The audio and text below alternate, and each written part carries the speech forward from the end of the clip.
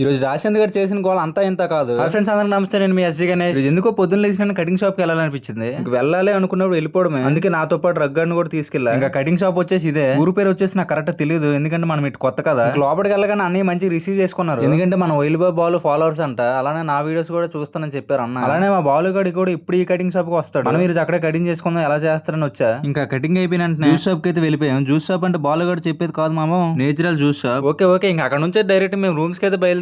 దారిలో వస్తుంటే ఏ మాటకి ఆ మాట మా గోదావరి లొకేషన్ మాత్రం చాలా బాగుంది. ఎందుకో తెలియదు, గోదావరి సైడ్ ఉండడం అంటే నాకు చాలా ఇష్టం. అలా రూమ్స్ కి వచ్చి ఫ్రెష్ అయిపోయా. పొద్దున కాస్త మధ్యాహ్నం అయిపోయింది. సర్లే ఇంక ఊర్లో నుంచి తెచ్చుకుని కర్రీతో అన్నం తింటున్నా. బయట నుంచి కర్రీస్ ఎందుకు తెచ్చుకుంటున్నాం అంటే రగ్గడి శనివారంతో చికెన్ ఉండాడు. చూస్తున్నా, అన్ని అబ్జర్వ్ చేస్తున్నా. తినరా తిను. ఇంకా తినేసిన వెంటనే బయటకు వస్తే రేకుల మీద ఉన్నాడు. రేకుల మీద ఆడేం చేస్తున్నాడంటే ఇదో జాంకాయ కోసం ఎక్కడట. అప్పుడు నాకు అర్థమైంది ఇది రాసేంద్ర గడి పని అని. వాడేలా ఎక్కాడు, వీడు అలా ఎక్కిపోదామని ట్రై చేస్తున్నాడు. చూడండి, చూడడానికి ముద్దుకు కనిపిస్తున్నాడు, మామూలు కాదు వీడు. అటేం ఎక్కితేవలా కానీ చూడు జాంకాయ నా చేతిలో ఉందని సరే సరణ వచ్చేసాడు. జాంకాయ చూసి చూడండి ఎలా అడుగుతున్నాడు వాడు. ఏదైనా వాడు అనుకుని చేసి లేకపోతే అడిగి నిద్ర పడదు. ఇంకా అలా తిన్నామా లేదో, వీడికైతే కోల్ మాతలో కోల్ షిఫ్టింగ్ మరి తెలియదు. వేరే ప్లేస్ కి అయితే డ్రాప్ చేయమని చెప్పాడు. డ్రాప్ చేయడానికి కూడా వీడితో పాటు చిన్న బాల్ కూడా తీసుకెళ్లాలంట. అంటే వీడి డిమాండ్ అలా ఉంది. మరి వాడిని అలా డ్రాప్ చేసి ఇలా ఇంటికి వస్తున్నాం లేదు, ఆ లోపే మా శేఖ్ రాజా కనిపించాడు. సర్లే ఇంక వీడిని కూడా డ్రాప్ చేయడానికి అయితే బయలుదేరిపోయింది. ఎందుకో తెలియదు కానీ నాకు సడన్ గా ర్యాపిడో గుర్తొచ్చింది. కస్టమర్ తర్వాత ఇంకో కస్టమర్ డ్రాప్ చేస్తా కదా, సరే ఇప్పుడే ఇంటికి వెళ్ళిపోదాం అనుకుంటే ఆ లోపు వీళ్ళ అమ్మ ఫోన్ చేసి పాల ప్యాకెట్లు తీసుకురని చెప్పింది. సరే ఇంకా అలా కిరాణా షాప్ వచ్చి పాల ప్యాకెట్లు అయితే తీసుకున్నాం. పాల ప్యాకెట్లు ఏమో కానీ బయటకు వస్తే ఇటు తలలోపు అయిపోతుంది. అయ్యా చూడండి ఏం చేస్తున్నాడు. పాల ప్యాకెట్లు తీసుకుని బండి ఎక్కకుండా నడుచుకుని వెళ్ళిపోతున్నాడు. నాయన నువ్వు ఇలా తయారేంటారు నాయన. అక్కడ నుంచి స్వీట్ షాప్ కి వచ్చి తిన్నాక ఏదైనా తీసుకుని అయితే రూమ్ కి వెళ్ళిపోయి ఈవినింగ్ అయ్యేసరికి ఎందుకో బిర్యానీ చేయాలనిపించింది. వాళ్ళు వెళ్ళి సామాన్లు తీసుకొద్దామని బయలుదేరితే వీడు చూడండి ఏం చేస్తున్నాడు. బయటకు వచ్చేసరికి గోడ మీద బల్లిలా బండి మీద వీడు ఉన్నాడు. ఆయన వీడికి దొరికితే మరి అక్కడ సామాన్లు కొన్నాడని చెప్పి తీసుకెళ్లిపో సిరి అంటే వాళ్ళ అమ్మ తీసుకుంటే చూడండి వాడు ఎలాగవుతున్నాడు. మొత్తానికైతే వాడు అనుకున్నది సాధించాడు. వాడిని తీసుకొని అలా మేమైతే మార్కెట్ కు అయితే వచ్చేసాం. ఈ మార్కెట్ ఎక్కడో కాదు, మన ఎడదోళ్ళ దగ్గర ఉందంట. నాకు కూడా అంత కరెక్ట్ తెలియదు. మష్రూమ్ పన్నీర్ కోసం